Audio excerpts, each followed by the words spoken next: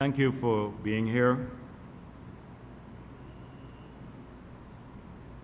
On Monday, we will be celebrating the 59th anniversary of our independence. President Ali will be speaking on Sunday at Albion in Region 6, consistent with the government's policy to move these celebrations across our country. And I hope that the people in Berbice and those from other parts of our country will listen to his address, and those who can hopefully will attend the celebrations. Every independence celebration is an important milestone in our country's relatively short independent history. And it allows us an opportunity to speak to the people of our country, not about only about past challenges, but also about where our country is headed. And I'm sure that President Ali shall address that issue about where our country is going.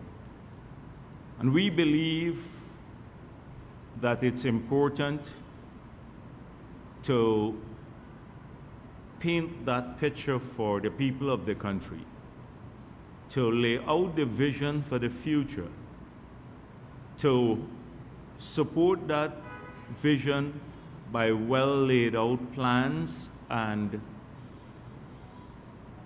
programs, because the citizens of the country deserve that type of information as they plan their lives and their future. And we're very proud in the PPP that we've been one of the only parties that have been able to consistently lay out that sort of vision, a positive vision for the future. A vision that is not based on just criticism of others, inane criticism of others, but that is focused on the needs of the people of this country. And so, as we approach these independence celebrations, you're going to hear about our vision to support a massive economic expansion in the future. But not just economic expansion, broad-based economic expansion that will then yield the benefits that would allow us to support the development needs of our people. We have done so often,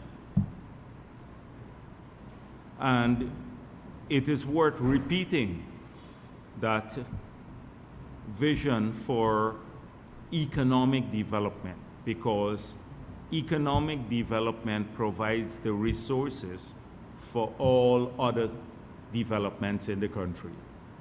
And we're the only party, again, that has laid out detailed plans for economic development, whether it is in mining or agriculture or the hospitality sector, or generally in the expansion of all of the other industries. You're going to hear about our plans for the near term about creating a world-class education and healthcare for the people of this country, for children, but also for the adults. You will hear about our plans for the creation of a program that would ultimately result in every Guyanese who is of a certain age owning a home of their own. You're going to hear about our plans for the expansion of benefits and welfare to the children of the country, to the elderly and disabled, not just in the president's speech, but in a lot of the other speeches that you will hear from ministers as they go around the country to support the regional independence celebration activities. You'd hear about the rollout of a digital society, the components of which are already being worked on, and how these will improve the lives of our citizens. You would hear about the financial empowerment of our people and expanded economic opportunities for them. You'll hear about the expansion of investment in security, because safety and security are vital for the future. Job creation, wealth creation, closing the divide between the hinterland and the coast, something that we spoke of a lot at the Two Shows meeting this week, would be all part of that vision for the future. And of course, the most important thing of all, bringing our people together across race, across religion, across gender, working for all the people of our country. These are important things that we will talk about because they matter to the people of this country. And it's important that on the occasion of the independence of Guyana, we show how we are managing our own country, because we've seen a lot of independent countries, or countries that have gained independence, the tumultuous, difficult route that they've had to go through. And many have decumulated wealth and lost welfare as part of their independent management of the countries. Here too in Guyana, we are no stranger to that sort of history. You would recall that of the 59 years, maybe 34 years, we had APNU in control of the parliament or the executive. 26 plus 5, and then another 3 years when they controlled the parliament from 2015 to 2020, where very little could have been done. And we experienced the same thing. In the post-independence period, what did we have? We saw our country become an international pariah because of undemocratic rigged elections. Guyana was characterized for massive economic decline and a large exodus of its people in that era, looking for welfare across the world, or jobs across the world. We had a destruction of all the independent institutions that keep a society free, including no free media. There was only state media in that period. The state banned newsprint for the independent media, like some of the newspapers, etc. There were 2 newspapers. They had to smuggle their newspaper in to print, like Mirror or some of the others, like Catholic Standard at that time, to even print, to get news out. Of course, there was the state controlled the entire radio. There was no independent judiciary. The the party, the PNC's flag flew over the High Court ahead of the national flag. That was a significant part of our independent history. So we became undemocratic. Large numbers of our people left. We lost welfare. 87% of our people became poor, and no economic growth and development. And so we have spent a significant period in our tenure in office changing that trajectory and rebuilding the country. And I'm proud to say that we are no longer an international pariah on elections. We nearly became that in 2020 again with their attempt to steal elections, but we're no longer international pariah. We're now seen as one of the most dynamic economies in the world. We have the fastest growing economy. We're expanding welfare massively compared to other countries. We're tackling rollout of new infrastructure, new sectors in the economy.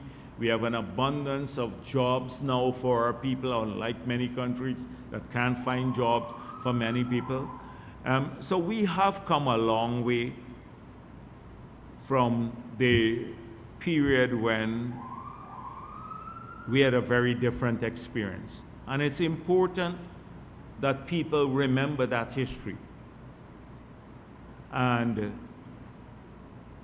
say and commit themselves basically to ensuring that we never go down that route again, because we become populist in our orientation, like pursue unsustainable economic plans. It's a significant part of that era was characterized by that, and that we defend our freedoms. So I just want to, in advance,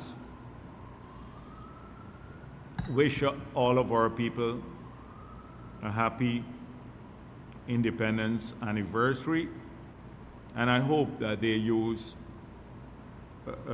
the opportunity for introspection. It's not just cliched, because often people talk about it in a cliched manner, but just to really dig into the substance of how far we have come and the difficult path that we walk to in these short years, or relatively short years, as a newly independent country. I would also like to say a few words about the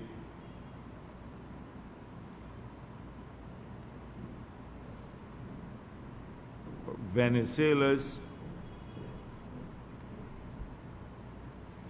fraudulent attempt to hold elections in their territory, but have announced that it is for the Essequibo region. Now we know that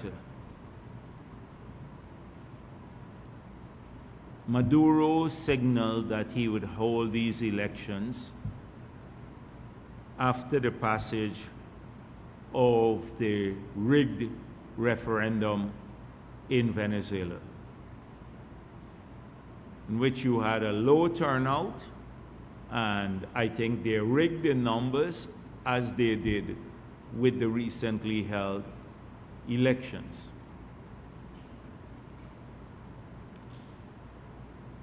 Thereafter, we approach the ICJ, and the ICJ in December of 2023 issued provisional orders saying that Venezuela must not do anything to disrupt the status quo. Nevertheless, Venezuela has defied the ICJ, defied the entire international community, because there was condemnation of this attempt, or the intent, this express intent to hold these elections, and they're proceeding with the elections. We then approached the ICJ again, and the ICJ issued new provisional orders reaffirming the earlier one, that no action should be taken on the part of Venezuela to disturb what exists today, which is that we control the entire 83,000 square miles of the sovereign state of Guyana. Venezuela will go ahead with it because this is Maduro's way of deflecting from all of his concerns that at home, raised by people at home. And there are many concerns. There's economic decline, there are global sanctions against the country, they rigged the elections massively, he's locking up his opponents in Venezuela, and so he often uses the border issues to deflect attention from those matters. Now, we have made it clear as to what our position is. We have the support of the ICJ, we have the support of the entire international community. The United States ambassador just recently spoke at the Private Sector Commission elections, and she reiterated that support, strong support, for which we're extremely grateful.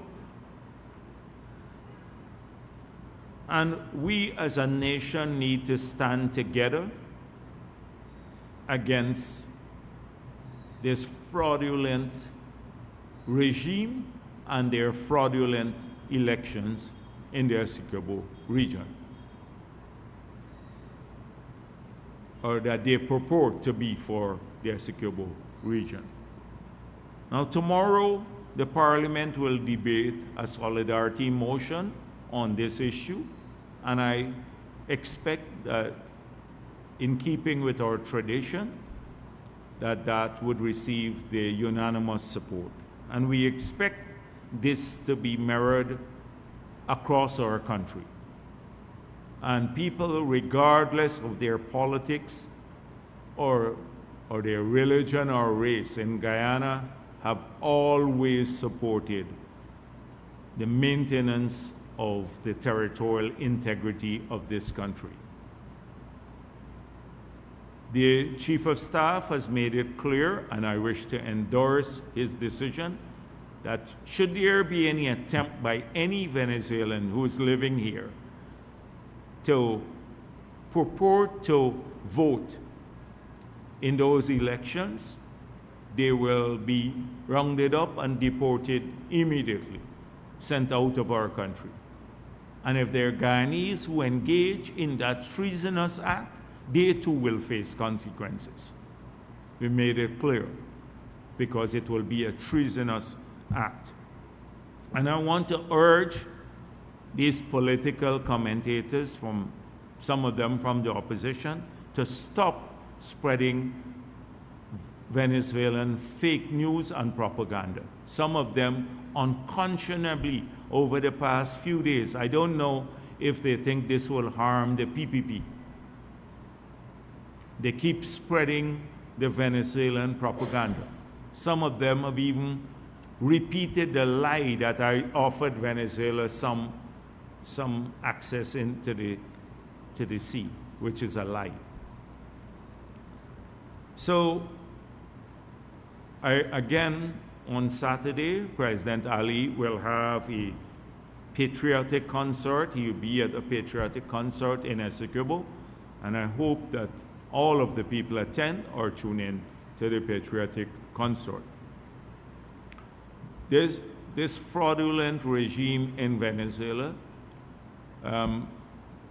must see all of Guyana speaking with one voice on this matter. Even in the toughest days of the dictatorship, when we had undemocratic elections and the regime was repressive, the People's Progressive Party coined a term called critical support.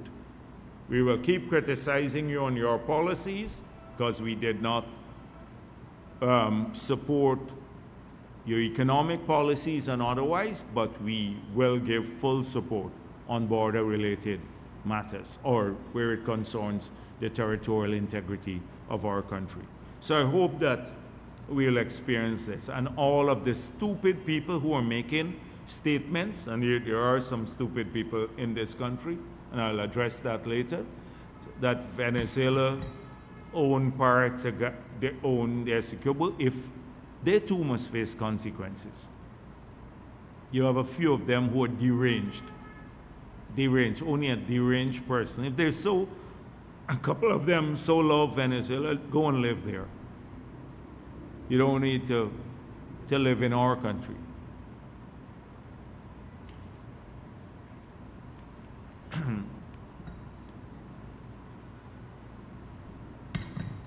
The third thing I want to deal with today is a bit on the NTC. So over the past 3 days or so, the two shows have been in Georgetown, engaged in a series of discussions about development in their communities. And we're extremely pleased that this conference has grown in prestige, in substance, in depth, and in size over the many years since it started. And it bears, I think I need to repeat something that I said earlier this week, that this engagement with two shows did not exist all the time. It started in an ad hoc basis, on an ad hoc basis, with Chedi Jagan in 1995. And it continued, the engagement continued every year throughout my presidency, meeting with the two shows. And then in 2006, we passed the Amerindian Act, and the NTC was legislatively enshrined, or the NTC was enshrined as part of the act, in the act. So, and the engagements have continued. So, what is taking place now, this year, is not new. And it's not because it's election year. I've seen some frenzied activities on the part of the opposition because it's election year now, that they suddenly are issuing statements about what plans they have for indigenous peoples and who is attending and who is not attending and who was excluded and who is not excluded, etc.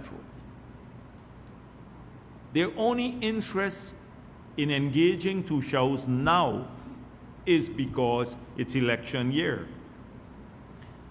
PPP governments have engaged these two shows every single year.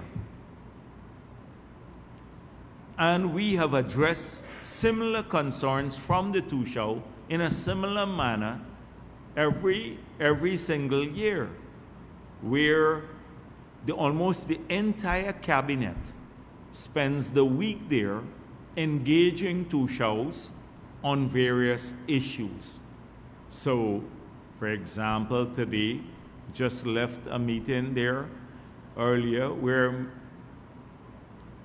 Bishop Edgehill is talking about public works and the Minister of Education with the Tushaus, where they get to directly raise issues concerning public infrastructure and education with the ministers and their technical staff. Under APNU, it was the 5 years under APNU was very different. I recall because the majority of the Tushaus were complaining about it. They had no engagement whatsoever from the leadership. I think President Granger made a speech and exited, and that's the end of the matter. He exited it there. President Ali has been every single day at the convention center talking to people. And this is not this year alone. He did it last year and the year before too. It's not because it is election year. We've done this consistently, not conveniently. They're very convenient about these things because it's election year. And they believe that people, the Tushaus, would not recognize this fake love that they suddenly acquired in the past few months for indigenous people and indigenous issues. People will see through it. They have absolutely no concern for the communities. So, predictably, the Starbuck News, again, consistent with what I said before, have now, they had an editorial that talks about the Amerindian Act. Again, not about the great things that are happening within these communities. And then the next one, a story, government officials get more speaking time at NTC over Tushaus, AFC. And the reason we're there is accountability. The Tushaus raise issues so that they get them addressed right here at the meeting, and they appreciate that.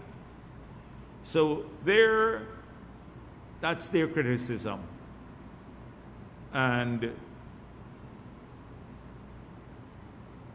well, I'm not going to deal with the minor ones here this week. I'm just not in a mood to deal with their nitpicking, like some of them are nitpickers.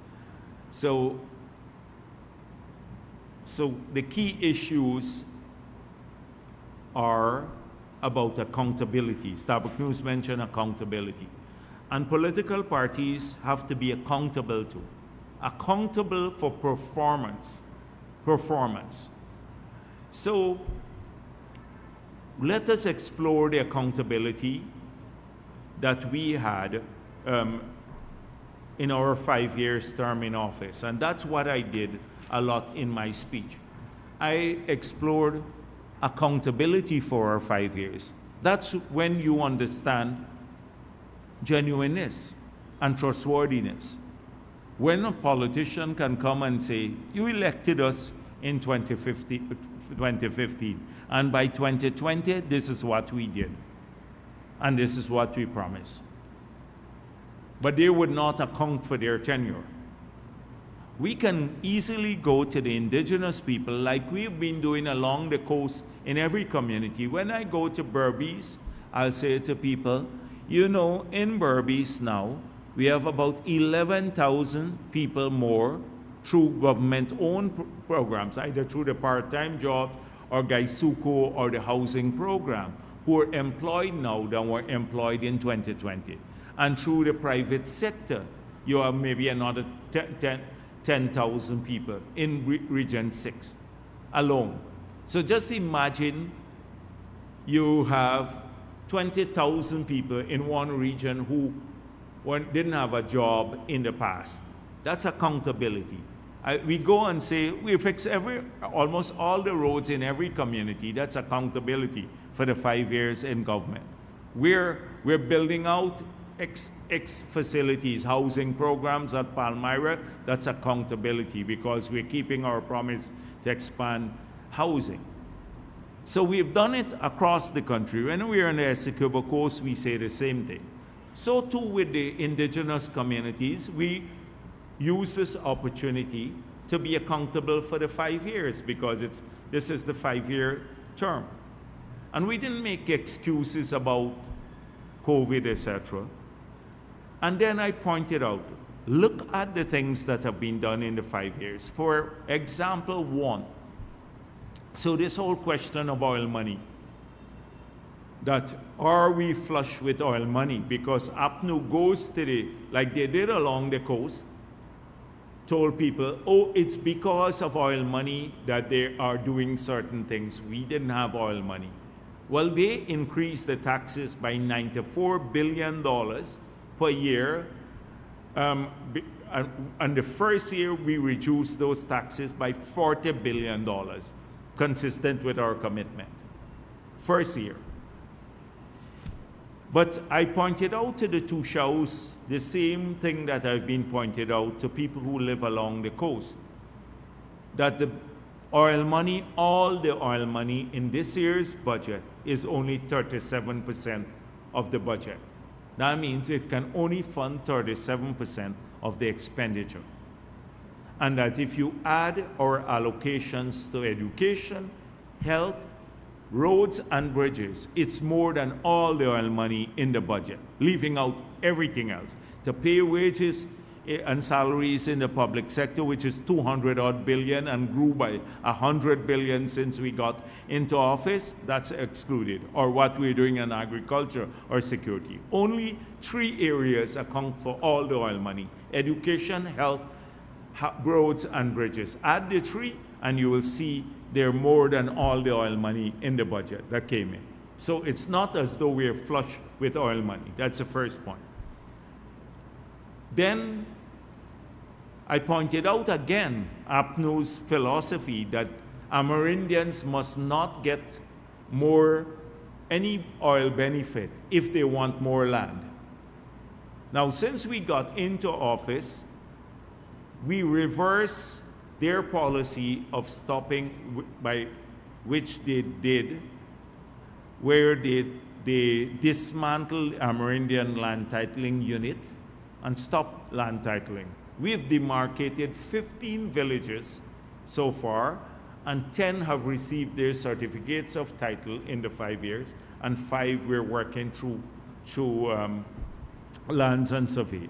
So we don't hold the same philosophy that Amerindians, if they get more land, they must not benefit from oil resources.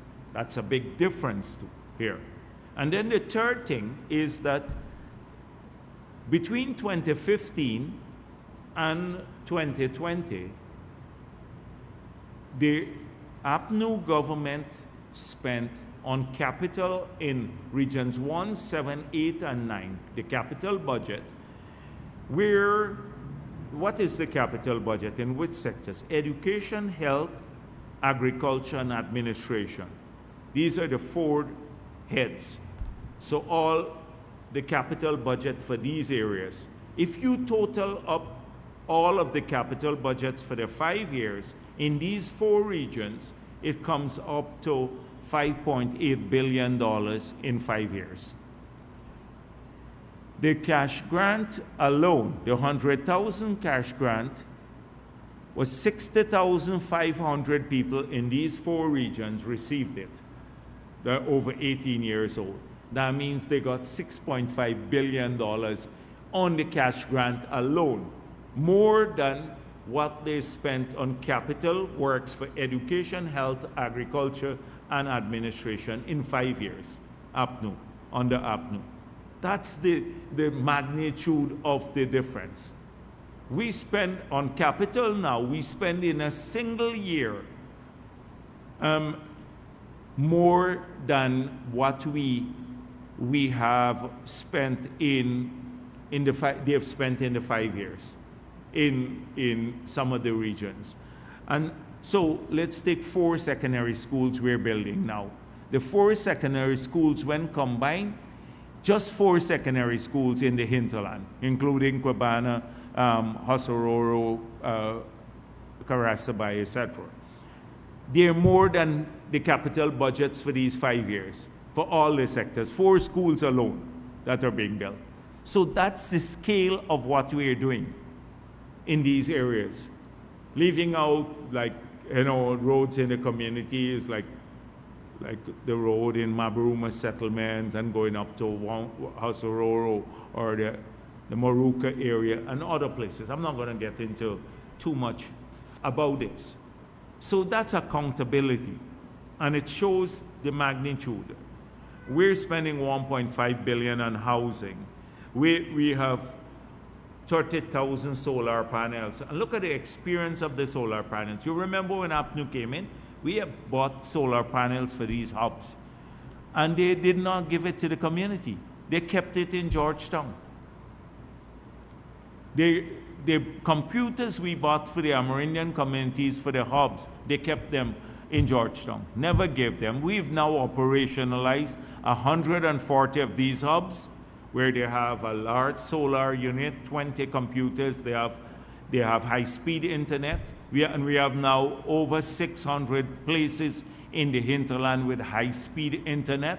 Under APNU, they had a corrupt arrangement through NDMA to put these facilities in a couple of villages, utilizing the funds that we left under the first LCDS, 17.2 million US, but made a mess of it. That's what's happening there. I can go down the long list of issues under the Amerindian development. We spent about $32 billion from the Amerindian Ministry alone, leaving out health and education, through the Amerindian Development Fund, the presidential grant, support to youth activities, women's development in these areas. That leaves out all of the roads, etc., that we've done in the area. The Hinterland Scholarship alone was like $400 and something million.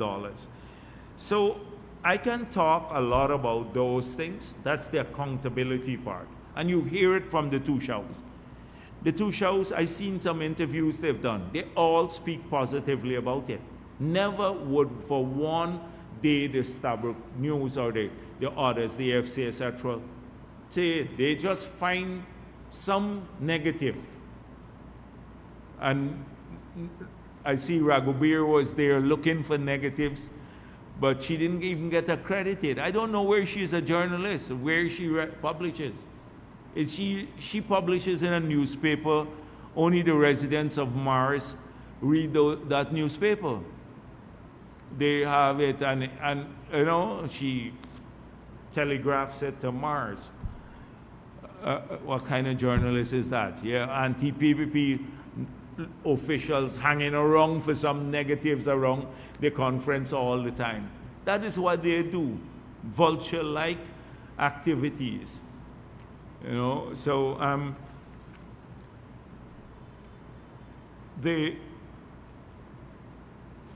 so let's just go to one initiative that they've been trying to kill. One initiative that would not have been in place had it not been for this PPP civic government and its creativity, and that's the LCDS. And so in 3 years, these communities have gotten $222.7 million US, or $4.7 billion in the first year, $23.27 million US dollars, or $4.8 billion in the second year, and this year $22.7 million, which is 4.73 or nearly 4.8 billion again. So when you combine these 3 years, the Amerindian communities have benefited from over $14 billion that they're doing. Literally, they were going to be doing about nearly 4,000 projects in their communities from utilizing these funds. And they're very creative because they have full control of the funds. Some are using it to support housing development, well, assisting people with their houses. Some have bought black tanks. We are buying black tanks for water security. Some are using it for economic projects. A whole range of creative things are happening with the use of these resources in the communities. And still, the APA that loves the indigenous people wants them to kill this initiative. APA, APNU, and AFC want to kill the initiative by claiming we're not consulting with the leaders, we're not following FPIC. I don't know with whom they're consulting, but they're trying to kill this initiative that came out of the creativity of the PPP regime. These funds would not have been garnered or being utilized for indigenous communities had the PNC been in office, because they squandered the opportunity. They even killed the earlier program that we've had in the 5 years of the Dodo government that they practiced. So people know this. People know this. And even the two shows that are part of, or some of them are part of the APA executive, they understand that this is so.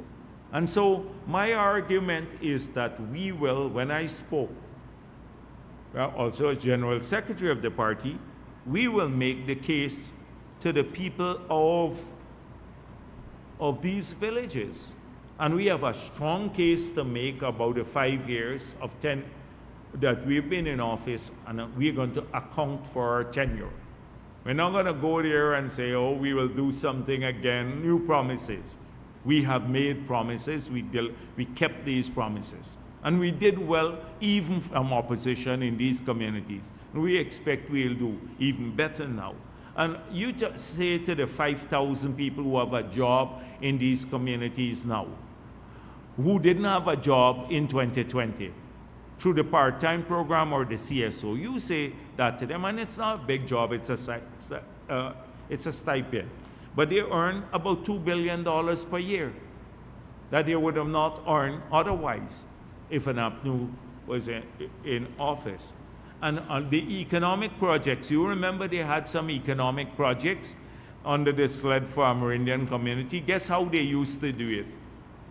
So the Figueroas got a bit of money to do pig pens. Christopher Jones got money for the barber shop.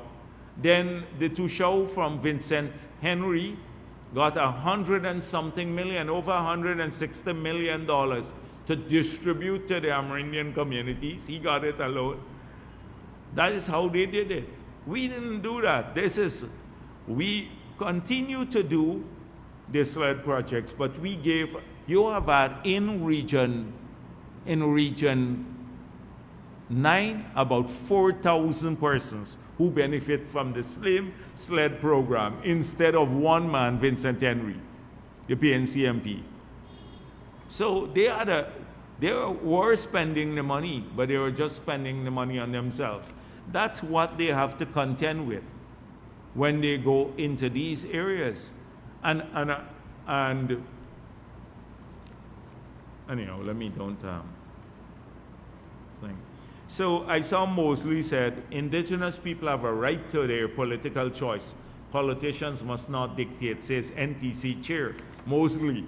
Of course, we expect that the APA will not dictate to people how to vote because they're linked to the PNC, and they're hoping Laura George resigned from the APA and went to the AFC now and spreading a lot of nonsense again. So they're not going to be able to tell the people. What are they going to tell them? What are they going to tell them? But what we don't need, people understand instinctively what has happened. What has happened in these 5 years. So I'm looking forward to the campaign.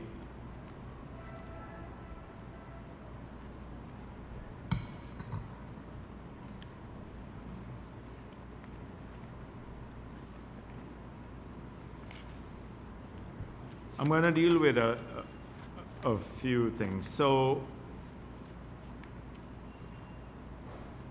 last week when I spoke,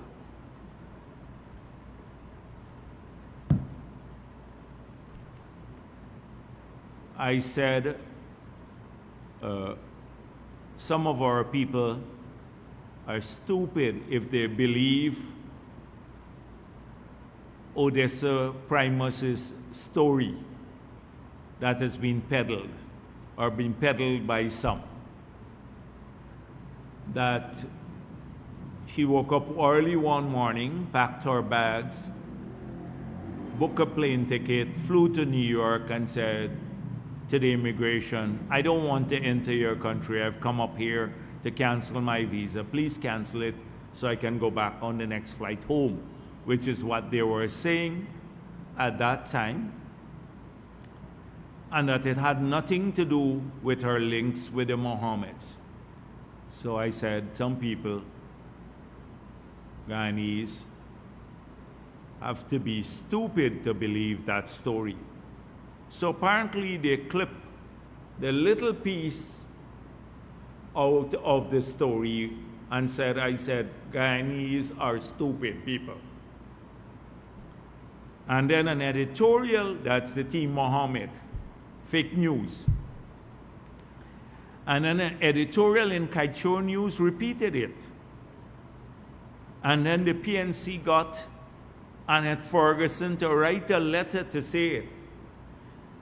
And then the Mark France, who is a nitpicking nuisance, also mentioned this. So it became a story, all fake.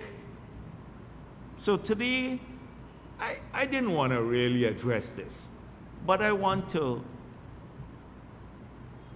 double down on my comments that you got to be really stupid if you believe that Primus's story, the fiction, the fable. And you got to be really stupid to smuggle a vehicle in the country and then provide evidence of the crime on a Facebook post that you make. You got to be really stupid. And you got to be really stupid if you believe that the PPP is working Obia to win the next elections, as some of them been saying.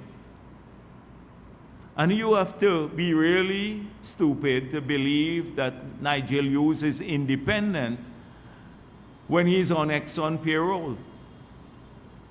And you have to be really stupid if you believe that Norton did not request the treasurer of the PNC to give him 20 blank checks. And you got to be really stupid if you believe that the PNC won the last elections. They did not attempt to rig the elections. So I'm saying it again, you got to be really stupid. So I have no apology to make for those people. I never liked the latest, this Norman Brown, who is seeking relevance. He works, Norman Brown is a security guard at a Sainsbury's. Sainsbury's is a supermarket in London. He posted that President Ali needs a special detergent to wash his hand after he shakes Afro-Guyanese hands. That somebody told him that. Racist, of course. That's all they peddle, the racism, because it's getting close to the elections, it's racism. You have to be extraordinarily stupid to believe that. A person, President Ali, has been trying to engage everybody.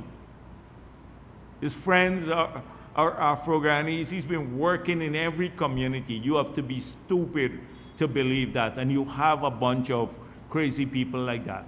Or that Norton has more skills than 3 pathologists, internationally trained in pathology. Well, I don't have any apology to make that. But But the one man who posted this first, imagine the stupidity of publishing your tax receipts on a vehicle that, several vehicles that you smuggle into the country. And by the way, I saw a statement from the GRA on that matter, because last week I was asked about it and I did not have all the details at my press conference when the judge ruled on this matter. Did not admit the evidence that came from the State Department about the vehicle, that the invoice they sent showed the invoice was for $695,000. So if I were to go by the GRA statement that the judge did not admit it and then gave up to September to give the reason why he didn't admit it, it sounds like the same situation in 2020, that we had to wait 5 months for the swearing in of the president. It boggles my mind. If you don't admit something as evidence, at least tell the lawyers and the court why you don't admit it. So GRA said they're waiting. They may have to wait for 5 months based on what they said in their press release. So they'd have to wait from June, July, August, 3 months to get a reason why an invoice that came out of the US State Department through a mutual assistance treaty can't be admitted as evidence of fraud. Anyhow, that is, so I myself, I can't find a rational explanation for that. I can't find a rational explanation for that. I see a number of comments have been made about the oil spill legislation, the bill, and the parent company guarantee. And I would urge the so-called lawyers and the AFC crooks who were part of the original agreement, and some others from the AFC who are complicit with the weak environmental permits, to just get a proper explanation. I'm tempted to get one of the lawyers from the Natural Resources Department to go and educate them about the bill. And so I think Nandalal made it clear in his response about what the bill has done. This bill and this act now has expanded, defined all of the liabilities that any offending party, first of all, it expands the offending authorities or the offending entities. So in the past, we could have only gone after the oil companies. Now we have expanded this to vessels transporting fuel through our territory. So if you have a spill caused by an oil rig, they're liable now. Or if you have a spill caused by a vessel, then they too would be liable. So that's the first thing. Then it says now, I'm going to read you a section. The liabilities for damages under Section 17 includes damages resulting from the unauthorized discharge of oil from a vessel or facility, including A, damage to real or personal property and economic losses resulting therefrom. So that means if our fishermen, etc., suffer losses or any economic losses from any other parties, the company that's responsible for the spill is liable for that.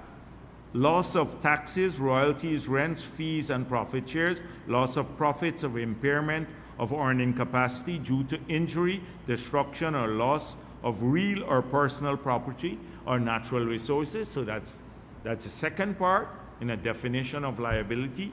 C, loss or damage caused by preventative measures. And D, damage related to impairment of environment. So now the entity responsible for the spill is responsible for all of the cleanup costs and all of these damages, which was not clear before, because sometimes they claim, if you don't have a governing legislation, that they would only be responsible for repair of the environment, not for consequential damages. Now the legislation makes that clear. So we've expanded who is liable. We now define liability to include all of these areas. And they're using clause 21 to say, clause 21 reads, an indemnification of any like agreement shall be invalid for the purpose of transferring the liability of a responsible party under this act. So they're saying this indemnification is invalid. So the indemnification from the parent guarantee in the past is invalid. If you read, it's the whole sentence, it says for the purposes of transferring the liability of a responsible party under the act. It defines this. So if you're the party responsible for the spill, you can't go and sign an agreement or say, I have an agreement with someone else and transfer that liability. You're responsible for it. You can't transfer the liability. Has nothing, absolutely nothing to do with the parent guarantee, that indemnification. And if they only were to go on and read page 19 of the Act, where it says financial responsibility, it speaks about a responsible party, 27(1)(a), a responsible party shall maintain and provide evidence of financial assurance to the satisfaction of the competent national authority. That's one. Two, financial assurance shall be in accordance with the Petroleum Activities Act and the Environmental Protection Act. So the Environmental Protection Act now will require of the party that's licensed to say, you're now responsible for full liabilities under the Act. If your assets can't meet those liabilities, you have to now give me a document which shows that you can cover all the liabilities from the parent company. So that is simple, an anecdotal sort of explanation for those people who are making the noise out there. I don't think they understand what they're reading. The Act provides for all of this. And it's sad to see how seemingly sensible people could be so, I don't want to use the stupid word, but so dishonest. Dishonest. I don't want to use the stupid word, although you got a lot of stupidity here in there. So I would urge, I told Anil to do more education on this matter, Anil and Vic and their technical staff. Now, you know what they can't have. And then the Starbuck News said, oh, 4 years have passed. Now they passed the bill. 4 years have passed. They forgot that their buddies in the AFC APNU just signed an agreement. And we have passed several pieces of legislation. I explained this before. We updated the 1986 Act to a new Comprehensive Petroleum Act. We passed a new PSA. We passed a Local Content Act. Now we pass a document to ensure that all liabilities for any spill would be borne or by the company or be owned by by the company that's causing the spill. We've done so many things in the sector to change the environment. 4 years after, well, we have a 5-year term, and we've done what we promised to do in the 5 years. And they're so much nitpicking now, begrudging. They can't even recognize good things for a country when they see it. They just are so negative about everything else.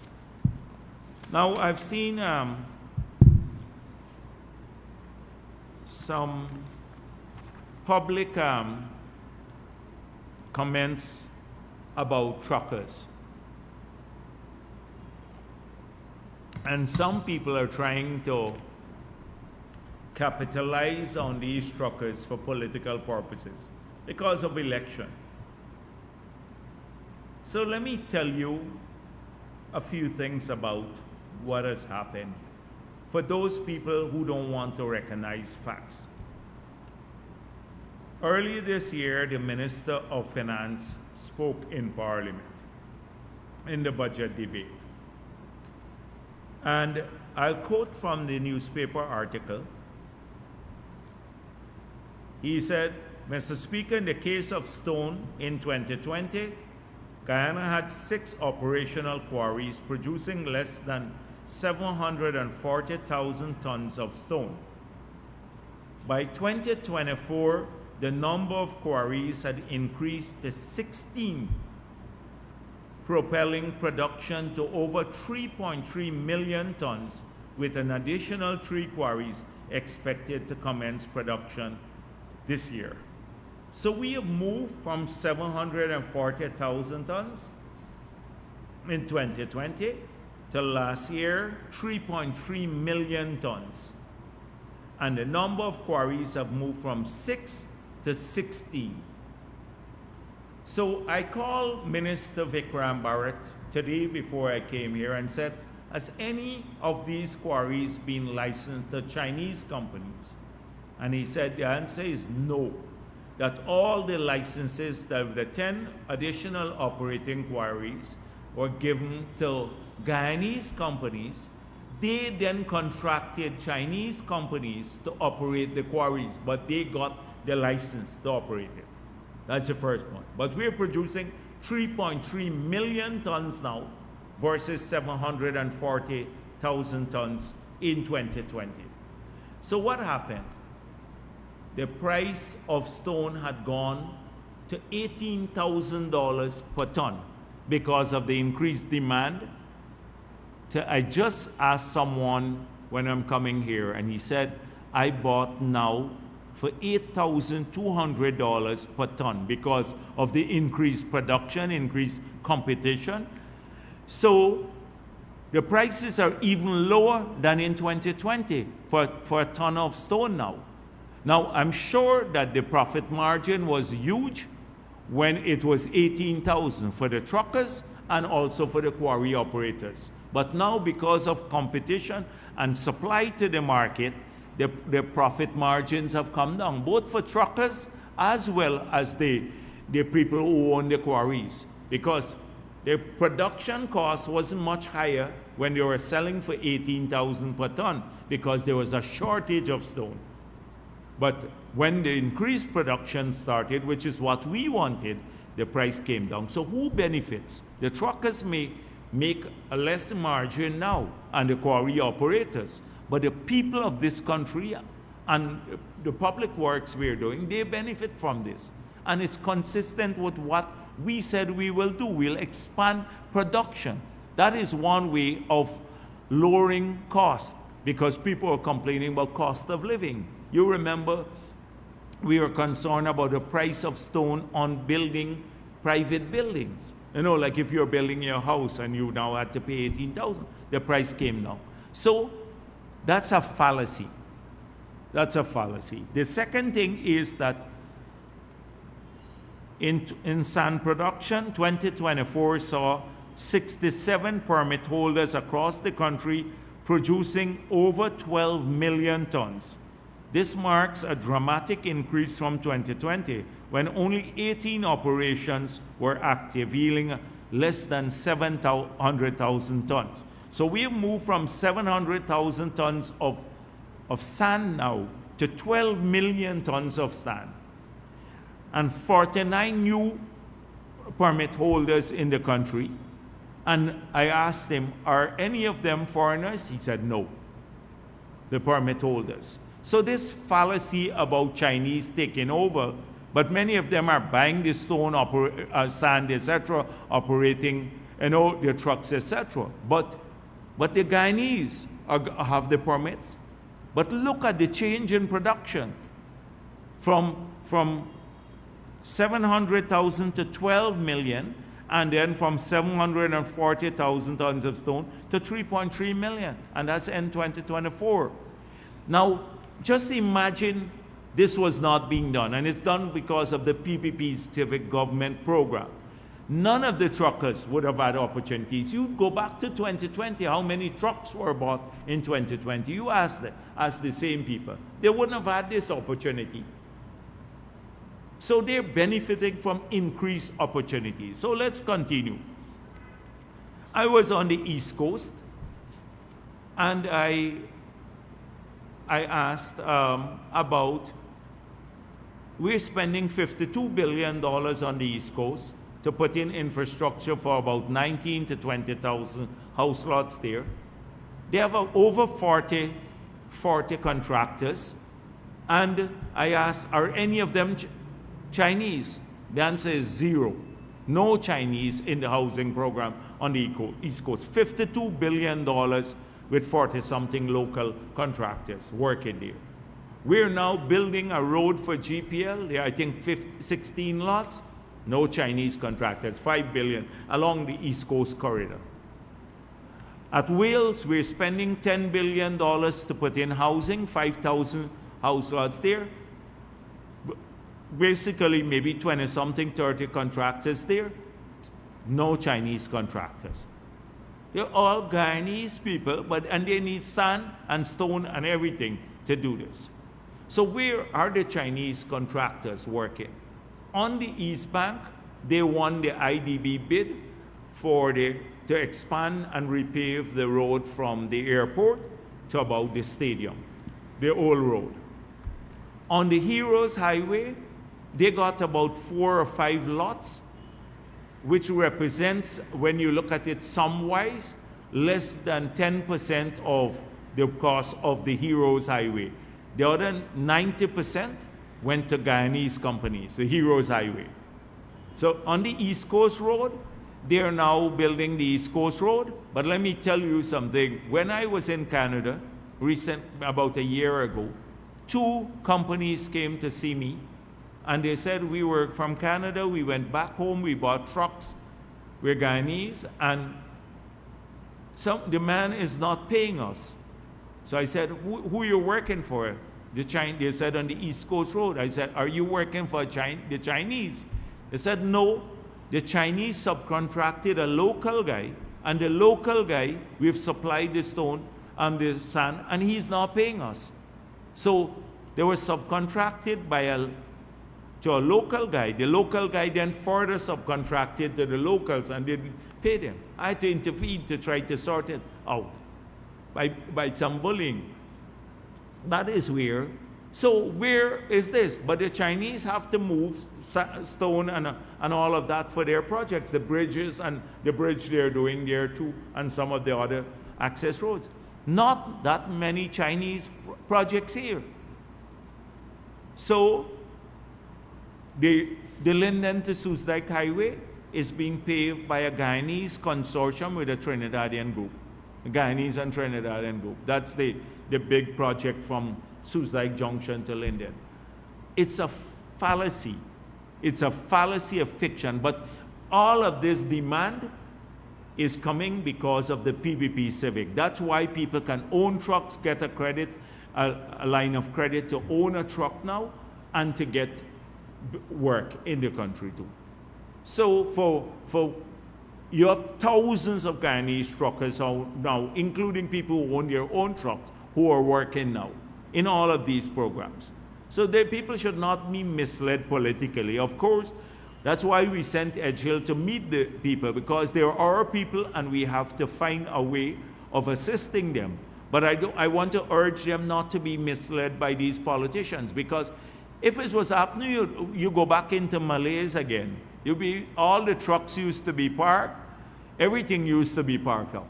You ask people who own equipment in the past, you ask MacCorp and the others whether they were selling equipment to people, or any of the other trucking companies, if they were selling any equipment under the 5 years of APNU. No, because they had no program. Almost all the hotels being built now are not built by they might be built by the Chinese, but their own. Aden Hotel is built by the Chinese, but owned by a Guyanese, several others. So a lot of the things that are happening now, our people, they contract because the Chinese may be able to do it faster and in some cases cheaper. And if they didn't contract them, they couldn't get some of these buildings built. I went to meet the fishermen. I promised to go and see them a few days ago at Ogle. And I was telling them, one night I'm driving by the hotel that is being built, the massive hotel being built by the stadium, not the stadium, the convention center. And it was raining, and I saw people working there, and not our people, late into the night, like 10, 11 o'clock in the night. They're busy working. So, and then one of the fishermen said to me, I can't find laborers myself. He said that to me. He can't find laborers. So sometimes we have to, if Chinese they're using the road, they must face the same scrutiny like local people. Because there's a claim that sometimes Chinese vehicles or something like that, the police treat them differentially. There must be no special treatment for anyone. That's a different matter.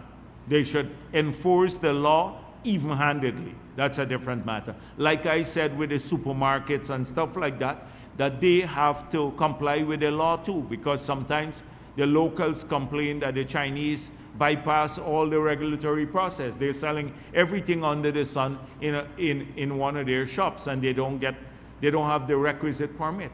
That should not happen. But then you can magnify things by finding a scapegoat, because the politicians have an interest in stirring up this little instability. All those truck drivers know now that instinctively, without the PVP and what's going on in the economy, they wouldn't have had opportunities.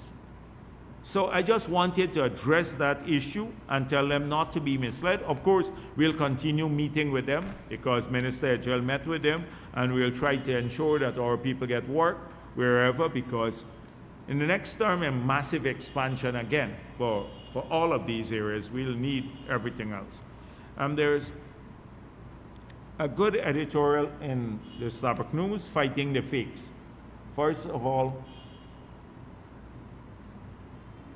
I thought it was fake news and stuff like that, which is what we need to do too. But it speaks about the government analyst, Food and Drug Department, and fake medical supplies and drugs coming into our country, which could immeasurably and irreparably harm a lot of our people. And they need to really step up on this. This is a department that needs to really do much more work.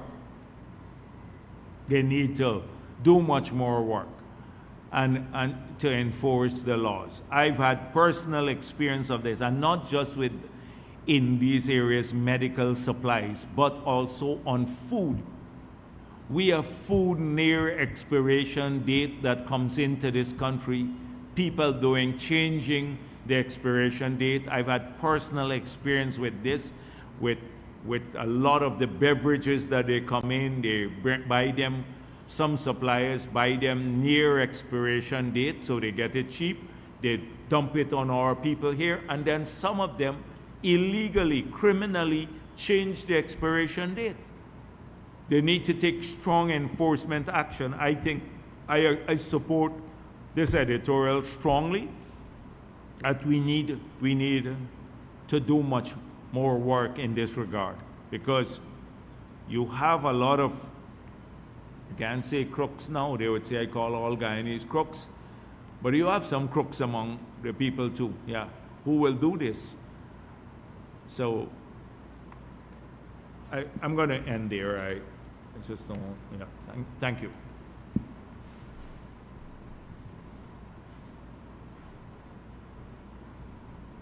Yes, go on. Yeah, VP. Yes. They do a lot of awareness campaign in terms of the, saying that the Essequibo belongs to them. Do you think that we are doing enough in terms of promoting people awareness on the Essequibo region? Yeah, I think they need to reinforce that, because a lot of people don't believe that the Essequibo belongs to them living in Venezuela. So that's why they had such a low turnout at the referendum. So they need to convince people that Essequibo belongs to them. But because we've been controlling this territory for over 100 years now. And so they need to do more of that. You ask a child in this country, or any Guyanese, whether Essequibo belongs to Guyana or Venezuela. The campaign that you have to do, that campaign to say Essequibo belongs to us. Everybody would tell you the same thing, except those who are deranged and need mental help, and there are very, very few among us. You ask a child there. We don't need to convince our people that Essequibo belongs to us. Every child knows that. We're in control of it. We go fly down to the border in Mabaruma and Port Kaituma and all of that. So I hear a lot of this from the opposition. Oh, we're not doing this campaign, and Venezuela is doing that campaign. They need that campaign because their own people don't believe it. Look at the comments at the referendum time. That even from many people in Venezuela, like Machado said, let the matter be settled at the ICJ. That was the major opposition. So they need to lie to their people and spread propaganda. We don't need, you as a school child or anybody in this country, we don't need that awareness campaign. We need, the patriotism and the solidarity is there. There's no, well, again, I should say, 99.99%. You're not going to get the remainder of Guyanese strongly support, they're patriotic on this matter. They think Maduro is a madman and Venezuela is crazy to pursue this. So sometimes it creates relevance for politicians to talk about this. Oh, we're not doing enough campaign to say Essequibo is ours. Why? I don't understand this. No, I can understand printing a t-shirt and giving it to everybody. That's a different matter. Maybe we should print 400,000 t-shirts. But we can't, every time this guy acts up, we can't be self-flagellating. We have already know what Maduro is and the deflection. Every time he sends a vessel out there, like the last time he sent the vessel and was trying to meet the president, and the president did not meet with him because it was designed to take him out of his relative isolation. So when he meets the president with some leaders, he could claim that he has relevance. He's been isolated because of US sanctions, everything else. So we cannot go by their playbook. At every time they saber rattle, that we need to run around the place like headless chicken. We have kept our country safe over the years. We have a strong international partnership. We have the ICJ ruling. We have a great case before the ICJ that I have no doubt would reaffirm the validity of the 1899 award. So we need to demonstrate that, act maturely, rationally. We can't be as irrational as he is or as panicked as he is. We have to be deliberate in our undertakings. And it's those politicians like who are, some of them, who they just want something to criticize. They have nothing else to criticize. So they begrudgingly give them the support on the border. I've had a different experience. I don't want to recall it because we're at a nice place with national solidarity. But I didn't have all the solidarity from the opposition when we were dealing with Suriname. Even when we went to invoke the UN Convention on the Law of the Sea to get our maritime boundaries demarcated with Suriname. You didn't have unanimous support for that. And that's the boundary that we got settled. It was the only in a formal with an international ruling since the 1899 award. And it happened, and then it allowed the resumption of the exploration activities because Exxon had initiated force majeure proceedings in that period when the case was being heard. But I don't want to go back. It was a bad period to show how I did not have the full support from the opposition at that time on the border issue, where on the other hand, the PP has always given support on border matters. But I didn't want to bring it up because at this moment in time, we all together and we have national solidarity on this matter. So I don't want to bring up past issues, but sometimes it's worth thinking back to these issues. So I have a longer experience on this issue here. And when Marco Rubio came here and said it would be a bad day for Venezuela if they think they would invade Guyana or take any action against the ExxonMobil vessel. It was a clear signal. The US ambassador said, expect a strong tweet from the State Department on his fraudulent election in the Essequibo. But we must not self-flagellate as a country. And we must not be panicked. You can't operate sensibly if you're panicked as a country. That's not how, it's not a characteristic of a stable government. So, sorry, yeah. Go. Good afternoon, Dr. Jagdeo. Anas Williams, Culture News. Sir, in light of the recent passing of the oil spill bill, and also with all of the different frameworks, which bill? The oil spill bill. Oh, oil spill. I dealt with that issue. The question is not on the oil spill bill. I wasn't finished. Oh, okay, all right. With all of the different frameworks being put in place to manage and strengthen the oil sector to ensure maximum benefits for Guyanese, is government considering putting a depletion policy in place? Okay. Oh, depletion again? Oh, you don't want me to be unkind to you today. I'm like, well, you're going back to the depletion policy? All right. So let me just say, all of this distortion and the big hullabaloo about the audits, I asked the ministry yesterday to put out a comprehensive statement on all 3 audits, so you have clear answers now on where we are with each of the 3 audits. And it's clear as daylight. Give it to my friend, dear friend Glenn Lal, see if he could speak on his TikTok about it. Now, on the oil spill bill, I spoke a bit about it. I didn't go in great detail, but I expect that The government agencies will educate the misguided souls in our midst, coming from the other side, as to the content of the bill and the interpretation of various provisions, how it strengthens the arsenal of tools that we have in holding companies responsible for any spill that may occur in Guyana. And the depletion policy, I have made it clear again that we need, at one stage it came, oil prices temporarily fall, should we have a depletion policy now?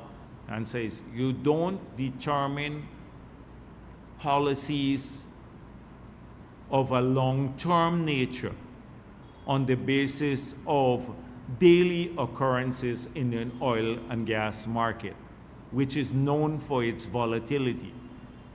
And so when I saw that comment coming from Jordan, I wonder if he really understood policy making.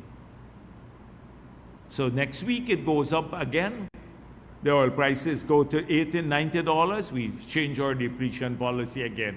One day it drops to $60, we have to have a new depletion policy. The depletion policy that we have now was carefully calibrated to take account of what's happening globally and with the demand for and the supply of crude to the global market. Now, the overarching agreement to go to more sustainable sources of energy will cause a major reduction in demand for fossil-related supplies, fossil fuel-related supplies. In the short term, this may not be so, but in the longer term, this will happen. We've already seen evidence of this taking place in the transport sector. The three biggest sources of emissions now are burning fossil fuel for power generation, 2, using fossil fuel for transportation, and 3, the land degradation and deforestation. They account for nearly over 90% of all emissions, these three sources. So if you look at transportation alone, the plan there is to move to more renewable, more sustainable transport measures. China has now developed a battery that you can charge in 15 minutes and get nearly 600 kilometers from it. The price of electric vehicles are coming down. The cost of battery and their effectiveness, cost of batteries are coming down and their effectiveness are growing. A lot of people are switching now to electric vehicles. Here in Guyana, there are no taxes on electric vehicles, so a lot of people are going to be buying electric vehicles. So all the high taxes people talk about, but there's zero tax on an electric vehicle, so they can be very competitive. So more and more the world is going to go that route because they're becoming more effective. And with a single charge, you can travel 600 kilometers, or not here, that's experimentally. Now it might be about 300 for the batteries that are already supplied locally. So that's going to happen. That would reduce a significant demand for fossil fuel. The second big source of emissions is land degradation and deforestation. But last week I spoke about the conference that was held in Guyana where they want to end deforestation, halt deforestation, and reverse it by 2030. If they succeed there again, then that is another big source of reduction of emissions. And then solar power is becoming more available to people, more cheaper, not with 24 hours, but grid tie-in system, grid tied-in system. So you have your depletion policy has to take account of that environment. I don't see anybody talking about that as the driving factor behind a depletion policy. Because if you don't get your crude out of the ground and transfer it or monetize it, or your gas out and monetize it, and invest or save your financial resources to be utilized for the prosperity of the country quickly, you run the risk of being stranded, your crude being stranded in the ground, because there's several other countries that are competing with you, and never being able to monetize it. If that future happens faster than we think, that is a future where it's a decarbonized future. So that is what one of the primary concerns driving our policy, of the depletion policy, when we said we're trying to get as much of it out of the ground as quickly as possible and transferring this into financial resources. It can't be Glenlyle whim and fancies, or based on Exxon throwing hot water and causing global warming, throwing hot water in the ocean and causing global. It's like, really. So what are you? Anyhow, let me don't be unkind today. So that is why we have a depletion policy. Dr. Jagdeo, Cordell Jones from Livewire News. Recently on the PNCR's Facebook page, they posted that the next APNU government will have a all-ministries approach to uplifting the well-being of indigenous people. How do you contrast this to the record of the former APNUFC administration? And also, they are claiming that they'll give Tushos and village councillors a minimum of 200,000 payments with no plan on where this money will come from. Share your thoughts on that. But the thing is that I look at it, I don't pay no particular attention to what they promise, because I know people gonna waste time. So let me see if I have it. I had it in my paper, I didn't even bring it here.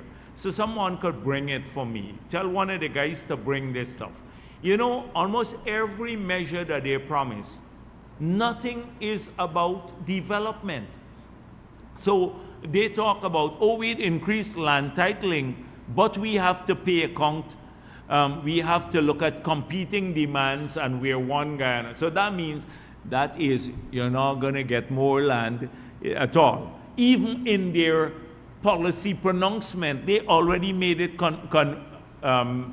conditional. Everything is so vague in their promises. So they're not talking about education or healthcare or housing, etc. They're just making wild promises. 200,000 to each Tusho. Forget what happens in the village. We'll give a Tusho some money, and that's the end of the matter. Now the Tushos are getting more benefits now, but what are you going to do for the people who live, the 60,000 adults who live in these communities? When you have 240 something Tushos that they promise 200,000 each. So it's not a lot of money. It's 240 something thousand, maybe 250 Tushos, senior councils and head of CDCs. You give 200,000 each. That is like what APNU used to spend, in an afternoon when they went to New Thriving or something like that, and or one of the other places, the ministerial signing limits. So it's not a lot of money they're promising, but you notice they didn't promise anything for the village development. That is what APNU does. APNU is a party bereft of any planning capability. They just come up with these wild assertions all the time, unthinking. They go and copy it. That's why the Green State strategy that they developed, they brought in consultants from GGGI and UNEP. And it's all about, you know, the best practices from around the world. They love to call this best practices. So cut and paste stuff. It's not about real, organically developed, sustainable policies and programs. That's how you manage a country. You have to manage it in an organic way. In an organic way. Not this, man. You brought the wrong thing. Anyhow. All right, don't worry. It's some pictures that they took here. This is not this stuff. Okay, let me don't spend more time on it, because I can spend all afternoon criticizing APNU and its lack of policy making. I don't want to waste my time on the silliness that they put out here. But I'm glad you brought it up so I could get to comment. Nothing organically developed. But who is their chief policy maker? Sherwin Holder, Mahi Paul, and what's the other one? Lowe, yeah. The three people, as I said before, there's nothing wrong working thing, but never policy making experience. I gotta go. Lowe was a research assistant at SARA. Mahi Paul was working as a community development officer, and Sherwin Holder was working for a private businessman who is buy and sell gold. That was the gold, right? So that's the three policy making experience that they brought now. So that's why they put these crazy things out. They've never done. Anybody send them something that looked a bit technical, they just post it on their pages.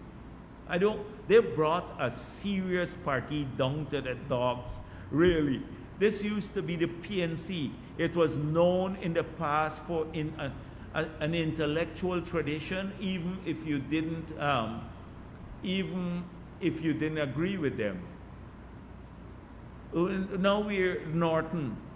Norton is so incompetent, if he falls off a chair to the ground, he'd miss the ground. The thing is that's what they're being led by. So, I get it. So, let me move on. Dr. Jagdeo, Mikhail Rodriguez for Daybreak News. Given what we've seen with the Ukraine-Russian war, warfare has taken on, modern warfare have taken on a new approach. Drones that are very cheap and affordable. Will the Guyana government be bolstering the Guyana Defense Force capabilities or abilities to really address Venezuela when the time comes, if that time comes? It has, and it will do that. That's all. Secondly, the government, GRA has recently acted on information it got from the US and has brought charges against one tax evader.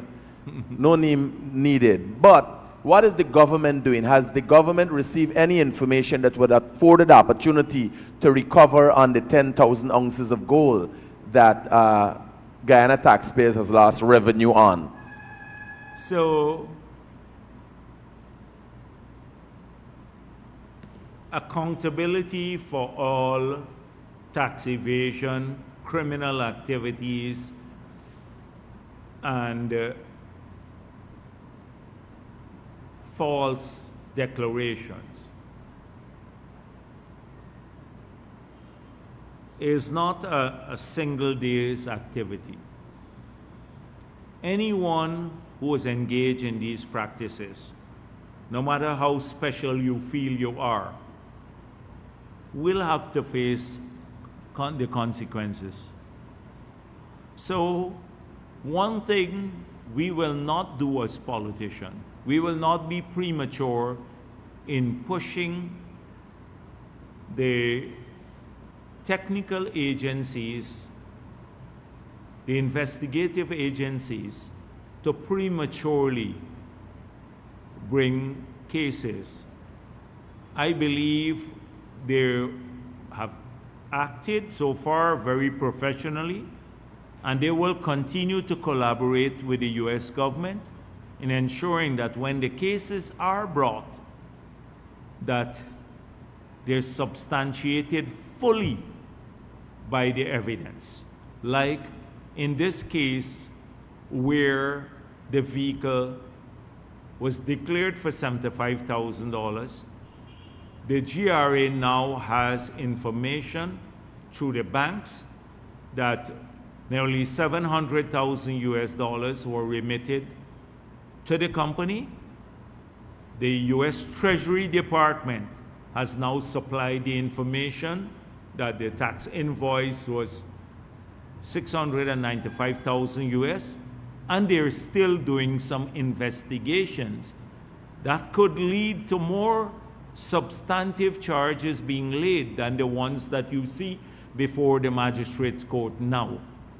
So it's just a matter of time. But you notice how we never get answers to these criminal acts, or we get an obfuscation. It's somebody else's fault that the vehicle was smuggled in. It's nothing to do with me. Never mind, I own the vehicle and I've been driving the vehicle, but somebody caused the criminal activity to be conducted, or there is no criminal activity. It's the ostrich head in the sand approach, thinking because they bury their heads in the sand as to the criminal activities that the rest of the country would not see that they're blatant criminal activities. So how long you will live with that fallacy, the fantasy that like the Odessa Primus's fantasy? I don't know. Obviously, they will live with it forever. But there is a limit to when people are going to start questioning. Like last week I said, why don't they do a press conference since you're making all of these posts? Why don't they do a press conference and clear the air for the people of Guyana and all the reporters of Guyana on the vehicle, on the 10,000 kilograms, and on paper shorts issue, on everything else? You could have a really great time explaining, and you get the opportunity, it's a free country, to say to the entire media corps, I'm being wronged on all of these matters. It is a conspiracy against me, and here are the facts. It's not true that I smuggled 10,000 kilograms of gold. Never mind, the records show it. It's not true that I do this. You can brought in the vehicle and paid $695,000. I only paid $75,000, and here are the facts. Why don't they do that? All of these little posts on Facebook or every time or Instagram don't substitute for answering questions. I come here on behalf of the PPP every week. I get all sorts of questions from the Kaichor News, from everybody, friends and foe alike, and we have to give answers to things. We have to face the country and the media. That's a normal thing. If you're in public life, you have to face people and give answers. Not hide behind somebody's skirt or a Facebook post. Then that's when you test the true mettle of the people. And then you can talk about everything under the sun. So that's the approach. Of course, this week I was looking forward anxiously for the press conference. That never happened. And I want to bet you it will never happen. I want to bet you that it will never happen. That this individual will never host a press conference and invite the full media. Never, ever happen. You can prove me wrong. Yes, go ahead. Jagdeo, I know the president has ensured that there's a thorough investigation into the Adriana Young's murder, and by even sourcing outside help in assisting with the investigation. Can you give us an update of where that is, if there's any update? So I guess the police would have to speak on this matter. It's best if the update comes from the police. When the politician speaks about this, they say, why aren't the police giving the update? I think the update should come from the police themselves. So I know that the investigations were going on, and there was a big comprehensive, they were meeting lots of people. I saw Dexter Todd lying on the police again and saying that the police misrepresented him, and that about who was questioned and who wasn't questioned and who was available for questioning. All of that, I don't want to get sucked into this plot by the AFC, PNC, and other forces to prolong this issue. They're not interested in the truth. If they were interested in the truth, we would have moved forward together already on this matter, if they were interested in the truth. But when you have Norton, right, knowing more than the pathologist, and some forensic pathologist or something, I don't know this Dexter Todd, where he's a forensic something, he said he is. Yeah, dissect the plate in front of you, the food, right in front of you. That's the extent of his expertise, in my view. So I'm not going to let the police give an update on the matter. The president, we have gone overboard in meeting the requests of the family, especially at the beginning there. We've criticized the police for how it acted, the misleading statements from the government, by the police. We have publicly been critical of them. Secondly, we acceded to the family's request to bring in their own pathologists, which they did. We hired 2 other pathologists to come in to work along with their pathologists. They got their family doctor, their family lawyer, several other people to witness it. It was a forensic autopsy. The results were shared with the family. They were made public. The result was that the child died from drowning. We said, oh, that's the first thing. Next, we have to find out, was there foul play or not? That's what the investigation is now being done, would reveal. The investigation would reveal. That's the approach. We've no other case have we had 3 in the entire history of the country. We had 3 international pathologists come in and do an autopsy. But still, they want to bring some man from Trinidad, right, to do some autopsy again. A controversial guy.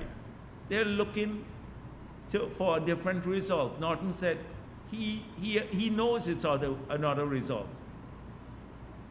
I saw them a few days ago. About 30 of them were protesting outside of the office of the president. Justice for Adrian Young. He can't.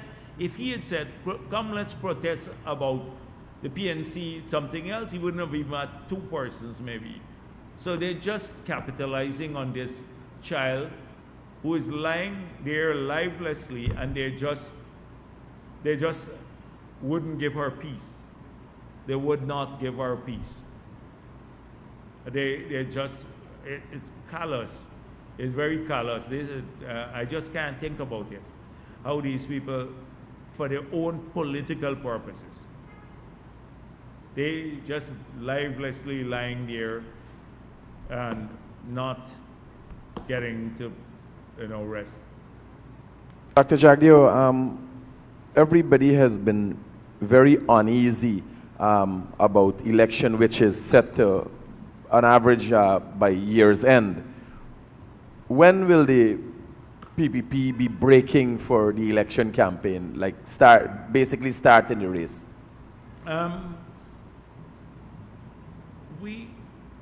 When there announcements, so election is a process.